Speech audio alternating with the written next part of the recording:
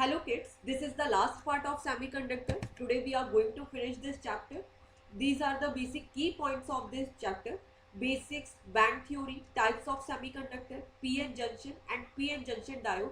ये सारे टॉपिक हमने प्रीवियस क्लासेस में कर लिए हैं. आज के क्लास में हम स्टार्ट करेंगे semiconductor devices. Okay, but before that we will see the advantage of semiconductor devices and disadvantage of semiconductor devices. Okay, तो as I already told you कि जो सेमीकंडक्टर डिवाइसेस के बारे में हमने इतना कुछ डिस्कस किया, तो सबसे पहले हमने इसकी एडवांटेज देखी कि जब हम टेम्परेचर इंक्रीज करते हैं या डिक्रीज करते हैं तो टेम्परेचर के थ्रू क्या करते हैं, हम इसकी कंडक्टिविटी को कंट्रोल कर लेते हैं. तो देखो, अगर हम इसकी एडवांटेज में भी ना जाए, अगर ये बेसिक एप्लीकेशन भी पता है, तो ये एक इसकी बहुत बड़ी एडवांटेज हो गई कि टेम्परेचर के थ्रू क्या किया, हमने इसकी कंडक्टिविटी को कंट्रोल कर लिया. ओके, अगर आप अपने मोबाइल को खोल के देखेंगे तो उसके अंदर क्या होती है, एक आईसीज लगी होती है, बहुत सारी आपको छोटी छोटी आईसीज मिलती है.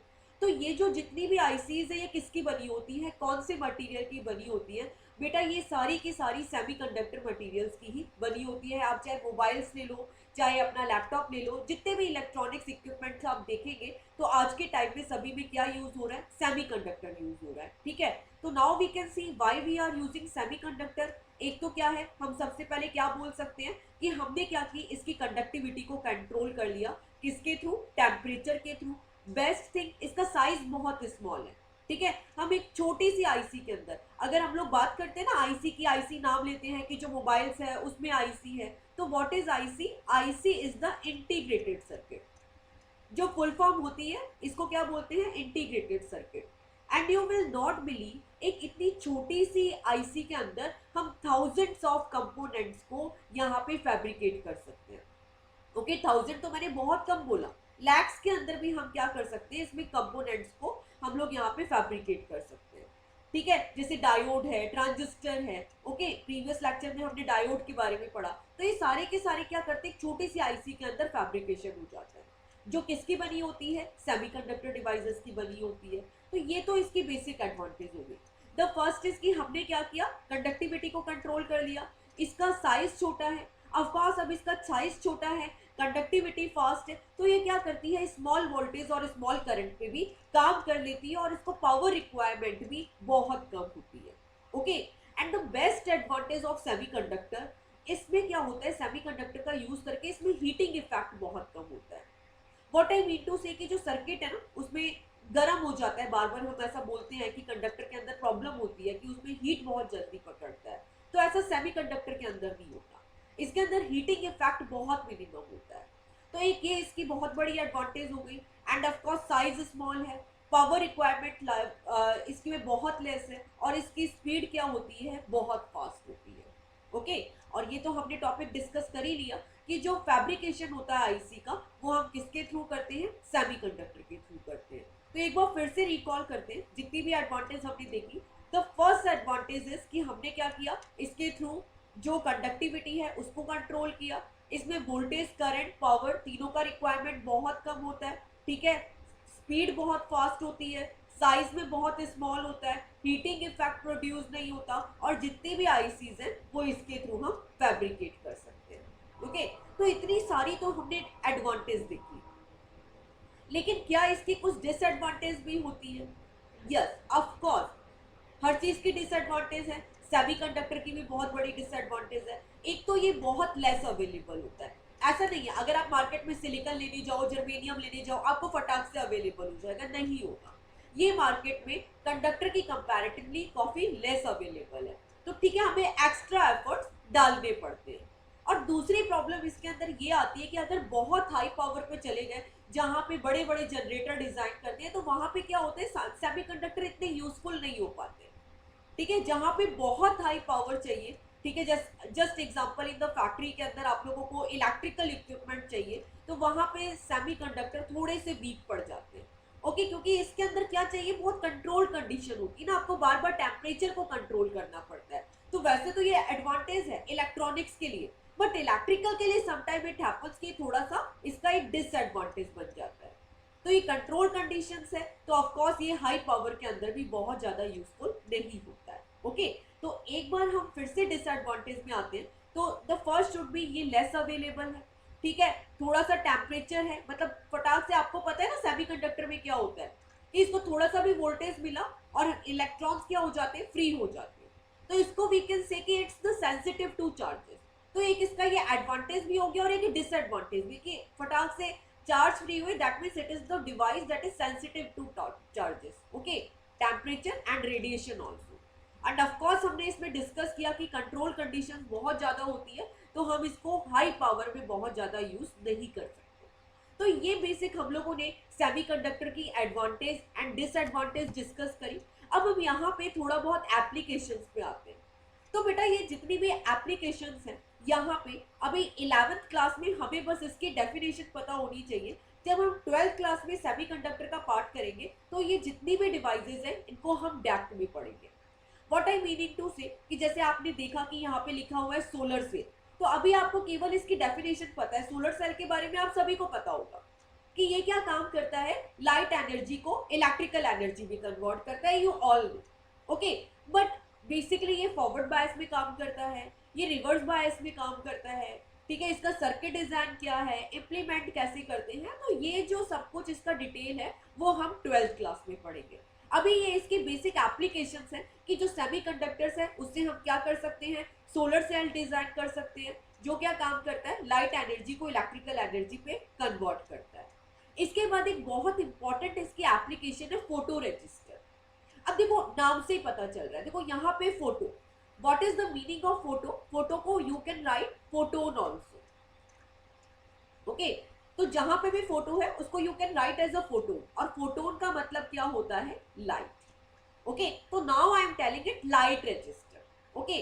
तो मतलब क्या हुआ, यहाँ पे इस पूरे सर्किट का रेजिस्टेंस चेंज हो रहा है, लेकिन रेजिस्टेंस कैसे चेंज होगा, जैसे ही इस पे ऊपर लाइट इंसिडेंट होगी। Basically it is a example of diode, एक डायोड का ही है टाइप है फोटो रजिस्टर। तो मतलब जैसे ही हम इसमें इस सर्किट फोटो रजिस्टर के अंदर लाइट डालते हैं, ठीक है, तो यहाँ पे क्या होता है, उस बॉडी का रेजिस्टेंस चेंज हो जाता है। तो हम लाइट के थ्रू क्या कर सकते हैं, रेजिस्टेंस को कंट्रोल कर सकते हैं, ओके। इसके बाद आता है bipolar junction transistor, BJT, that is very very important, और 12th के एग्जाम में तो हर एक साल छोड़कर इसका क्वेश्चन आता ही है। इसको हम डेप्थ में 12th क्लास में पढ़ेंगे, अभी के लिए आपको इसकी डेफिनेशन पता होनी चाहिए। देखो बाइपोलर जंक्शन ट्रांजिस्टर क्या होता है, जैसे आप लोग डायोड लेते हो ना पीएन, तो पीएन में कितना है, 2 टर्मिनल है यहाँ पे।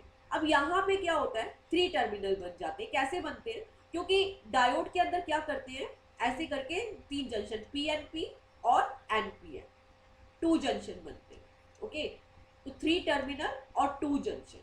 तो बेसिकली अगर हमने डायोड की बात करी, अगर हम डायोड के लिए लिखते हैं तो डायोड के लिए बोलते हैं कि ये 2 टर्मिनल है, इसमें केवल 2 टर्मिनल होते हैं, और जंक्शन कितना होता है, 1 जंक्शन होता है। जबकि अगर बाइपोलर जंक्शन ट्रांजिस्टर के बारे में देखें तो हम उसके अंदर क्या लेते हैं, या तो उसको पीएनपी की फॉर्म में लेंगे, 2 पी जंक्शन के बीच में एक एन जंक्शन लगा दिया, या फिर हम 2 एन जंक्शन के बीच में एक पी जंक्शन लगा देते हैं। तो बेसिकली वी कैन से कि जो बाइपोलर जंक्शन ट्रांजिस्टर होता है ये 2 टाइप का होता है, एक पीएनपी और एक एनपीएन। तो अभी देखा जाए तो इसमें कितने टर्मिनल हो गए, the first terminal, second terminal and 3 terminal. तो ये क्या है, 3 टर्मिनल है। सेम विद इट, यहाँ पे कितने टर्मिनल हो गए, 3 टर्मिनल, और इस अकॉर्डिंगली इसके जंक्शन कितने बन जाते हैं, 2 बन जाते हैं। अब आप यहाँ पे कोई भी वोल्टेज अप्लाई कर सकते हैं, ठीक है, वो आगे की बात है। But the most thing is it is a 2 junction, क्योंकि यहाँ पे 2 जंक्शन बन रहे हैं और ये 3 टर्मिनल डिवाइस है, ओके। डायोड जो बीजेटी है ये एडवांस वर्जन होता है डायोड का। जैसे हम लोगों ने केवल डायोड को यूज किया एज अ ऑन स्विच और ऑफ स्विच, है ना। हम लोग डायोड के बारे में क्या बोलते हैं, डायोड की सबसे बड़ी एप्लीकेशन क्या है, इसको अगर हम फॉरवर्ड बायस में यूज करते हैं तो ये ऑन स्विच की तरह वर्क करेगा, और अगर हम इसे रिवर्स बायस में यूज करेंगे तो ये ऑफ स्विच की तरह वर्क करेगा। बट बीजेटी का, ये बीजेटी डायोड का ही एडवांस वर्जन होता है। हम यहाँ पे क्या कर सकते हैं, वोल्टेज को एम्पलीफाई भी कर सकते हैं, ओके। तो ये थोड़ा सा एडवांस वर्जन है।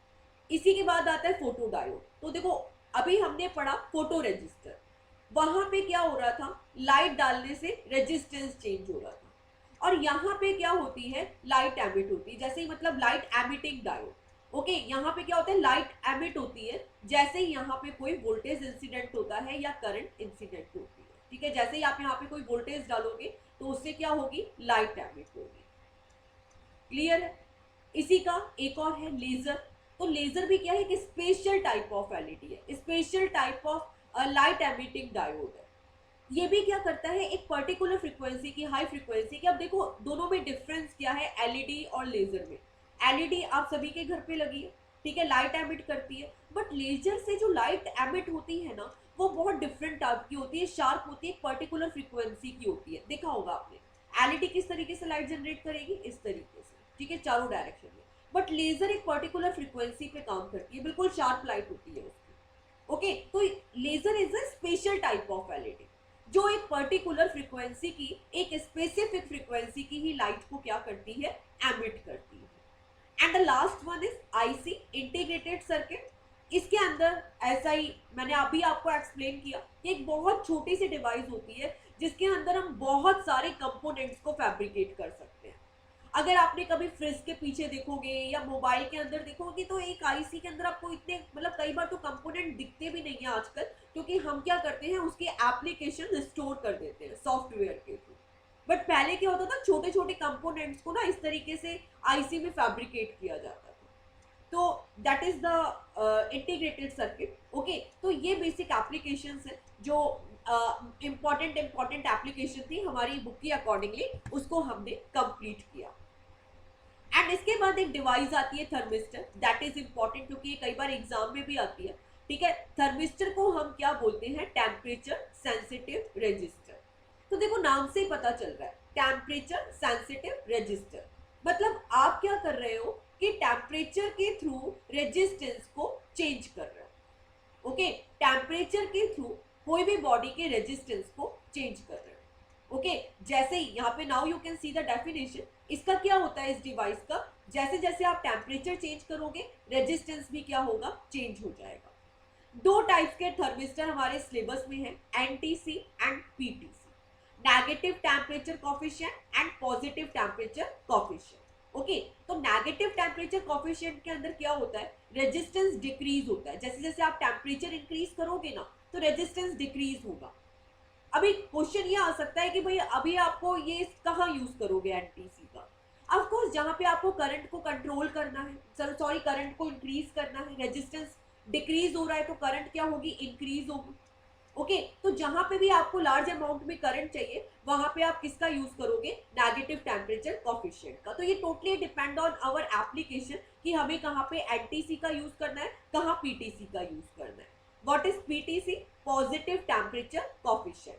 अब पॉजिटिव टेम्परेचर कोफिशिएंट में क्या होता है, रेजिस्टेंस इंक्रीज होता है जैसे ही आप टेम्परेचर इंक्रीज करोगे। तो दोनों डिफरेंट है, पॉजिटिव के अंदर रेजिस्टेंस भी इंक्रीज हो रहा है जैसे हमने टेम्परेचर इंक्रीज किया, एनटीसी के अंदर रेजिस्टेंस डिक्रीज हो रहा है जहां से आपने टेम्परेचर इंक्रीज किया। तो बेसिकली इसको हम यूज कहाँ करते हैं, जहां पे हमें ना टेम्परेचर वेरिएशन को भी स्टडी करना होता है। तो जहां पे भी हमें एक स्मॉल ब्लॉक के अंदर ये चेक करना है कि किस अमाउंट में टेम्परेचर वेरिएशन हो रहा है, तो where we you can use the thermistor device. Okay guys, तो ये हम लोगों ने सेमीकंडक्टर वाला थ्योरेटिकल पार्ट पूरा कंप्लीट किया। Now we come to the numerical. Okay, तो सबसे पहले हम बुक के जो सॉल्व न्यूमेरिकल है उनको करेंगे एंड देन उसके बाद जो अनसॉल्व न्यूमेरिकल है, एक्सरसाइज क्वेश्चन है, वो करेंगे। द बेस्ट थिंग कि इस बुक के अंदर न्यूमेरिकल्स बहुत कम है, केवल एक ही फॉर्मूले पे बेस्ड न्यूमेरिकल आएगा। तो देखो न्यूमेरिकल भी ऐसा है कि देखो जो इंट्रिंसिक सेमीकंडक्टर होते हैं या जो प्योर सेमीकंडक्टर होते हैं तो उसके अंदर हमें पता है कि उसको हम डिनोट करते हैं Ni से। ओके, इलेक्ट्रॉन की कंसंट्रेशन को हम डिनोट करते हैं Ne से और होल्स की कंसंट्रेशन को हम डिनोट करते हैं NH से। अब इसी के साथ हम लोग बोल सकते हैं कि कोई भी जैसे प्योर फॉर्म में सेमीकंडक्टर है तो वहां पे होल्स की कंसंट्रेशन और इलेक्ट्रॉन की कंसंट्रेशन प्योर कंसंट्रेशन के इक्वली होगी। तो we can write NH Ne equal to Ni square, this is the N। Okay, and इसी फॉर्मूले को हमें इस चैप्टर में यूज करना है। What I write, NH Ne equal to Ni square. अब हम इसी पे बेस न्यूमेरिकल करते हैं। तो now we can see a pure crystal. तो एज आई टोल्ड यू कि जो ये प्रॉपर्टी है, ये जो फॉर्मूला है, ये प्योर के लिए है। ओके, तो देखो हमने क्या देखा यहाँ पे, अगर वैसे भी अगर हम यहाँ पे मल्टीप्लाई करें ना होल्स की कंसंट्रेशन और इलेक्ट्रॉन की कंसंट्रेशन को, तो किसके इक्वल आएगी, Ni² के ही इक्वल आएगी। ओके, तो हमें यहाँ क्या गिवन है, अ प्योर सिलिकॉन क्रिस्टल है 4 × 10⁻28 एटम पर मीटर क्यूब। ओके, तो जो सिलिकॉन क्रिस्टल है इसको कितने एटम दे रखे हैं, 4 × 10⁻28 मीटर पर क्यूब। अब इसमें डोपिंग की है 1 ppm कंसंट्रेशन ऑफ एंटीमनी। तो एंटीमनी का एटॉमिक नंबर आपको पता होना चाहिए, कितना होता है 51, मतलब इसके आउटर मोस्ट में कितने इलेक्ट्रॉन आए, 5 इलेक्ट्रॉन आए। मतलब इस सिलिकॉन के अंदर हम लोगों ने किसकी इम्प्योरिटी ऐड की है, पेंटावैलेंट की इम्प्योरिटी ऐड की है। ठीक है, कितनी इम्प्योरिटी ऐड की है, Sb की कितनी इम्प्योरिटी ऐड की है, 1 ppm। तो देखो जो ये ppm होता है इसको हम क्या लिख सकते हैं, part per million. Okay, what it mean to say, अब हम इसे अगर कन्वर्ट करते हैं तो हम इसमें क्या करेंगे, अब देखो 1 ppm that means 10⁻1/10⁶, 1 part per million, तो पर 10⁶, 1/10⁶। ओके, तो यहाँ पे हम लोगों को ये मिल गया कि, और क्वेश्चन में क्या गिवन है, इलेक्ट्रॉन की इंट्रिंसिक की कंसंट्रेशन गिवन है, Ni गिवन है। ओके, तो Ni कितना गिवन है, 1.2 × 10⁻16 पर मीटर क्यूब, ये यहाँ पे पावर में आएगा। Okay, now let's start the question. अब हम इसे सॉल्व करना स्टार्ट करते हैं। ठीक है, हमें सब कुछ चीजें मिल गई। अब हमें क्वेश्चन में क्या सॉल्व करना है, calculate the number of electron and holes. तो दैट मीन्स हमें नंबर ऑफ इलेक्ट्रॉन्स को सॉल्व करना है एंड नंबर ऑफ होल्स को सॉल्व करना है। तो सबसे पहले नंबर ऑफ इलेक्ट्रॉन को सॉल्व करते हैं। तो देखो नंबर ऑफ इलेक्ट्रॉन को कैसे सॉल्व करेंगे, ये तो हमने सिलिकॉन एटम लिया, ठीक है, इसके अंदर हमने ये पेंटावैलेंट इम्प्योरिटी ऐड करी थी, तो मतलब इलेक्ट्रॉन फ्री हो रहे थे। ऑफ कोर्स कोई ऐसा मटेरियल ऐड करते, ठीक है, जो ट्राईवैलेंट होता, तो यहाँ पे वो होल्स की कंसंट्रेशन होती। ओके, वहां पे हम नंबर ऑफ होल्स लिखते, बट यहाँ पे क्या है, इट्स द पेंटावैलेंट, तो इसीलिए हमने क्या लिखा, ये लिखा हमने नंबर ऑफ इलेक्ट्रॉन। अभी हमने इसमें सिलिकॉन लिया और इसमें 1/10⁶ की इम्प्योरिटी ऐड की, तो हम इसको इससे मल्टीप्लाई कर देंगे, तो नंबर ऑफ इलेक्ट्रॉन हमें कितना मिला, ये 10⁶ है, ये ऊपर गया, तो यहाँ पे बचा 10⁻22, 28 - 10⁶, ओके, 10⁻22। अब यहाँ पे हम होल्स की कंसंट्रेशन निकालते हैं, तो होल्स की कंसंट्रेशन निकालना it's too easy, we will follow the formula Ne equal to Ni²। Ni हमें गिवन है, ओके, तो बस केवल हमें इस फॉर्मूले के अंदर ही वैल्यू पुट अप करनी है। तो यहाँ पे Ni की वैल्यू है 1.2 × 10⁻16 of hole square and divided by, we will divided by 4 × 10⁻22। बस हम इसी को सॉल्व कर देंगे and we will get our answer. Okay, तो that will be 3.6 × 10⁹ meter per cube. Okay, so in this way we can solve the numerical. Now let's see the next question. A pure silicon crystal at temperature of 300 Kelvin has electron and holes concentration. Okay, तो यहाँ पे electrons and holes की concentration given है। Formula same हम लोग यही use करेंगे, NH equal to Ni²।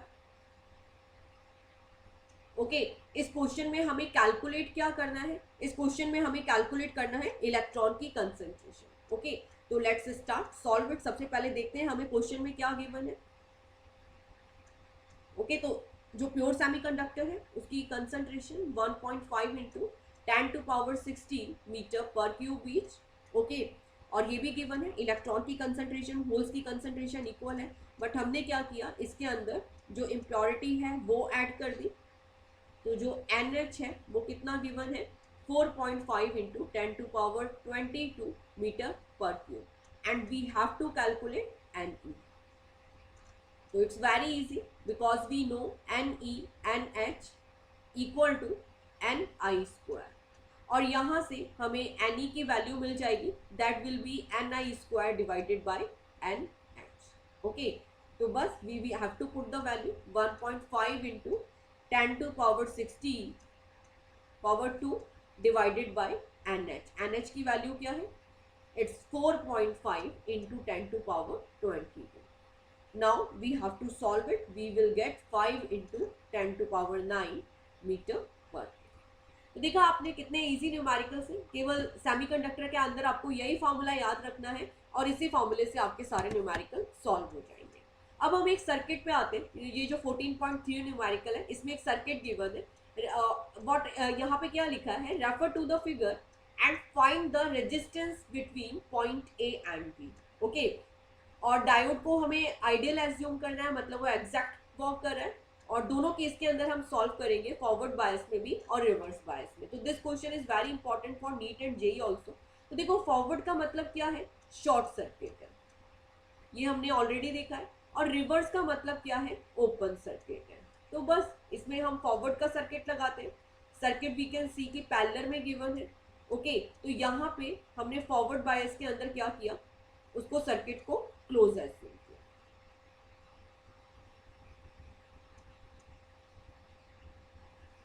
Okay, तो इस तरीके से ये क्लोज सर्किट हो गया।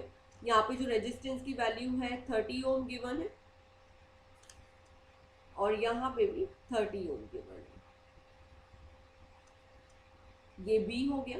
अब हम इसको सॉल्व कर सकते हैं, ठीक है। अब मैंने आपको बताया था पैरेलल सर्किट का जो इक्विवेलेंट रेजिस्टेंस है आप डायरेक्टली कैसे सॉल्व कर सकते हो, मल्टीप्लिकेशन एंड एडिशन करके। तो 30 इंटू 30 एंड 30 प्लस 30, तो यहाँ पे आपको इक्विवेलेंट रेजिस्टेंस मिल जाएगा। इन द सेम वे अभी अगर आपका सर्किट ओपन है तो ओपन सर्किट के लिए कैसे सॉल्व करेंगे, ओपन सर्किट क्या होगा, यहाँ पे रिवर्स बायस है, सर्किट ओपन कर दिया। तो नाउ यू कैन सी कि अगर हमारा सर्किट ओपन है, ओके, तो जो करंट का कंडक्शन है, करंट फ्लो हो ही नहीं पाएगी, पाथ पूरा कंप्लीट ही नहीं होगा। ओके, ऊपर की साइड से तो आपको जो ऊपर वाला रेजिस्टेंस है वो नीचे से अगर ये करंट जाती है तो क्या हो जाएगा, जीरो ऑफकोर्स। तो ये दोनों पाथ से कितना होगा, केवल एक ही पाथ मिलेगा, यहाँ से इस पार्ट पे गया और इधर से मिला, तो that you will get only the 30 ohm. Clear है। तो यहाँ पे आपको जो इक्विवेलेंट रेजिस्टेंस मिलेगा वो कितना मिलेगा, 30 ओम मिलेगा, क्योंकि ऊपर का इनकम्प्लीट है, करंट यहाँ से आएगी, इधर जाएगी और इधर से मिल जाएगी। ओके, तो you will get only 30 ohm in case of reverse bias. In the series इसको अगर solve करेंगे तो we will get the 15 ohm. Okay, तो simple calculation थी, तो ये हमने complete किए solve numerical. Now come to the unsolved numerical exercise question. तो electric conduction through a semiconductor is due to, जो सेमीकंडक्टर में करंट का कंडक्शन होता है तो ऑफ कोर्स उसमें इलेक्ट्रॉन भी पार्टिसिपेट करते हैं और होल्स भी पार्टिसिपेट करते हैं। अगर आपने प्रीवियस वीडियोस देखे होंगे तो ये आपको अच्छे से समझ आ गया होगा। The energy level of holes are in the valence band, in the conduction band, in the band gap but close to the valence band, in the band gap but close to the conduction band. This question is very very important. Okay, इसको हम यहाँ से समझते भी हैं। तो देखो अगर हम प्योर सेमीकंडक्टर के एनर्जी लेवल के बारे में डिस्कस करते हैं तो हमें पता है कि जो नीचे है वो क्या होता है, वैलेंस बैंड, ऊपर की साइड क्या आएगा, कंडक्शन बैंड, और इसके बीच में क्या हुआ, एनर्जी गैप। तो जो यहाँ पे एनर्जी लेवल है बेसिकली होल्स का अगर हम डिस्कस करते हैं तो प्योर के केस में तो ये सेंटर पे होगा। ये प्योर की बात करी, होल्स की हमने नहीं डिस्कस किया। अभी इलेक्ट्रॉन के लिए देखते हैं। तो जो इलेक्ट्रॉन है, जो फ्री इलेक्ट्रॉन है, वो बेसिकली कहाँ होते हैं, कंडक्शन बैंड में होते हैं। तो जो यहाँ पे एनर्जी लेवल है बेटा वो कितना होगा, वो कंडक्शन बैंड के पास आ जाएगा। ओके, तो ये किसके केस में हुआ, इलेक्ट्रॉन के केस में। और अगर हम लोग डिस्कस करते हैं किसके बारे में, होल्स के केस में, होल्स के केस में अगर डिस्कस करेंगे तो यहाँ पे सेमीकंडक्टर के केस में, ठीक है, जो एनर्जी लेवल है वो कहाँ आएगा, वैलेंस बैंड के पास आ जाएगा। ओके, तो ये इसका बेसिक रीजन है, क्योंकि ऑफ कोर्स यहाँ पे जो इलेक्ट्रॉन है वो फ्री होके कंडक्शन बैंड में जंप कर जाते हैं, तो जो वैलेंस बैंड है वहाँ पे क्या रह जाते हैं, केवल होल्स रह जाते हैं। ठीक है, मोस्ट ऑफ होल्स रह जाते हैं। तो जो एनर्जी लेवल है वो यहाँ नियर बाय आ जाता है, ठीक है, वैलेंस बैंड के। ओके, तो ऑफ कोर्स ये यहाँ पे क्या होंगे, अगर कोई भी हम एनर्जी लेवल के बारे में डिस्कस करेंगे तो वो कहाँ पे होगा, ये यहाँ पे बैंड पे ही होगा, ठीक है, बैंड गैप पे ही होगा। ओके, ना तो वैलेंस बैंड पे होगा ना कंडक्शन बैंड पे होगा, वो केवल कंडक्टर के केस में होगा। बट अगर सेमीकंडक्टर्स में डिस्कस करें तो प्योर सेमीकंडक्टर में सेंटर में होगा। इलेक्ट्रॉन के केस में, क्योंकि इलेक्ट्रॉन्स जो है यहाँ पे सारे के सारे कंडक्शन बैंड में मूव कर जाते हैं, तो बैंड गैप में होगा but near the conduction band होगा। अगर यहाँ पे फ्री इलेक्ट्रॉन लिखा होता ना तो D option should be right, in the band gap but close to the conduction band. But now we are talking about the holes, तो यहाँ पे ये जो एनर्जी लेवल है ना इसका, वो बैंड गैप में होगा but close to the valence band. Okay, तो that is very important, I think so we skip this in the theory part, तो आप लोग इसको यहाँ पे अच्छे से समझ सकते हैं, ठीक है। तो ये जो एनर्जी लेवल वाला डायग्राम है that is very very important for the theory case also. Okay, now the next question is current through a reverse bias PN junction increases abruptly at breakdown voltage 0.0 voltage, 0.3 voltage, 0.7 voltage। तो देखो ये चीज हमने reverse bias के अंदर देखी थी कि जो रिवर्स बायस है उसमें क्या मिलता है, हमें बिल्कुल माइनर सी करंट मिलती है, लीकेज करंट मिलती है। ओके, जैसे जैसे हम वोल्टेज को इंक्रीज करते हैं। बट एक पॉइंट ऐसा आता है जब सर्किट का ब्रेकडाउन हो जाता है और सडन राइज होता है, तो वो कौन सा वोल्टेज है, ब्रेकडाउन वोल्टेज है। It is not the fix voltage के 0.3 वोल्ट पे ही होगा या 0.7 वोल्ट पे ही होगा, that's totally depend on the doping end voltage. तो जो ये वोल्टेज है जहां पे करंट एकदम से शार्पली इंक्रीज होती है, that is the breakdown voltage. तो A option should be right. Okay, a reverse bias diode is equivalent to, of course reverse bias है वो ऑफ स्विच की तरह एक्ट करता है या फिर ओपन स्विच की तरह एक्ट करता है। Okay, the potential barrier in P N diode is due to, okay, जो यहाँ पे पोटेंशियल बैरियर बनता है डायोड के अंदर वो क्यों बनता है, is due to, let's see, depletion of positive charges near the junction, accumulation of positive charges near the junction, depletion of negative charges near the junction, accumulation of positive and negative charges near the junction। okay, तो of course positive and negative sign सारे की सारे यहाँ पे collect हो जाते हैं, तो बुक के अंदर जहाँ पे चार्जेस दिया है यहाँ पे वैसे आयंस आना चाहिए and D option should be right. Okay, तो ये हम लोगों ने सारे के सारे एक्सरसाइज के क्वेश्चंस किए। तो now semiconductor chapter has finish. Please comment करके बताना ये चैप्टर आप लोगों को कैसी लगा। वैसे बहुत इजी चैप्टर है but how did you find it, and if you like the video please subscribe the channel. Please take care of yours, bye all.